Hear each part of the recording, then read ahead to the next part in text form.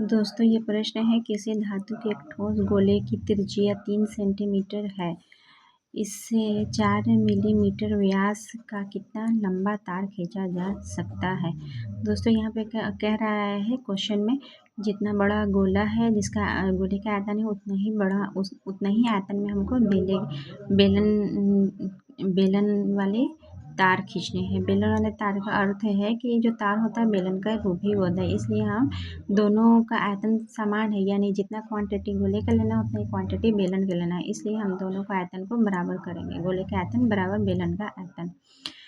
क्योंकि दोस्तों ये गोला है, गोला की ये देखिए त्रिज्या आपको दी हुई है 3 सेंटीमीटर दी हुई है। चूँकि हमारा जो तार बना रहे हैं बेलन का रूप का तार है, उसका व्यास दिया हुआ है। देखिए ये दोस्तों ये व्यास है, जिसको मैंने यहाँ 4 मिलीमीटर प्रश्न में दिया हुआ है। चूँकि ये व्यास दिया हुआ है D=4/10। चूँकि ये मिलीमीटर में है इसलिए हमको सेंटीमीटर में बदलेंगे, क्योंकि पहला हमारा जो गोले का आयतन का त्रिज्या दिया है वो सेंटीमीटर में, इसलिए इसको हमको किसी एक इकाई में चेंज करना होगा, या तो सेंटीमीटर या तो मिलीमीटर। तो मैंने मिलीमीटर को सेंटीमीटर में चेंज किया है।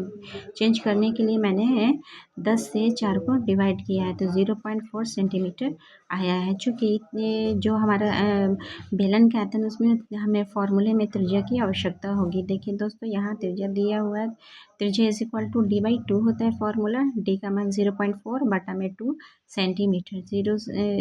2 से 4 कटाएं 0.2 यहाँ पे आ गया है सेंटीमीटर। हमारा त्रिज्या आ चुके हैं। अब चलिए सभी का मान भरते हैं। 4/3 पाई से पाई ये कट गया है, R³ तो R³ उतार दिए मैंने, R² है और H यहाँ बचा उतार दिया। अब मैं वैल्यू पुट करती हूँ। 4/3 गुना R 3 सेंटीमीटर दिया है। देखिए दोस्तों यहाँ दिया हुआ है 3 गुना, क्योंकि R का पावर 3 है इसलिए इसको 3 बार लिखा गया है। और 3 सेंटीमीटर यानी सेंटीमीटर तीनों में 3 भर दिया, इसलिए सेंटीमीटर क्यों मैंने यहाँ गुना करके लिख दिया है।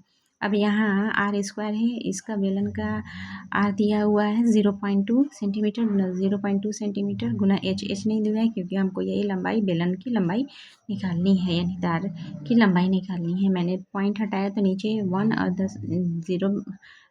0 बैठ जाता है, और जब मैंने पॉइंट हटाया तो यहाँ 1 और 0 बैठ जाता है। पॉइंट के बदले 10 नीचे उतर गया है। मैंने 2 से 4 को कटा दिया है 2 दूनी के 4 बार में, फिर 2 से फिर इस 2 को मैंने कटा दिया है। अब हमारे पास बचा हुआ है 3 से मैंने इस 3 को कटा दिया। अब हमारे पास बचा हुआ है 3 गुना 3 को 3 से मल्टीप्लाई करेंगे, 3 3 जा 9 और नीचे यहाँ 10 है, क्योंकि क्रॉस मल्टीप्लिकेशन यहाँ हुआ है। 3 3 के 9 में 10 से करेंगे गुना तो 90 में 10 से करेंगे 900 सेंटीमीटर = यहाँ क्या बचा हुआ है H। इसको मैंने सीधा कर दिया, H इधर ला दिया, इसको इधर कर दिया सेंटीमीटर में। यह हमारा आंसर है।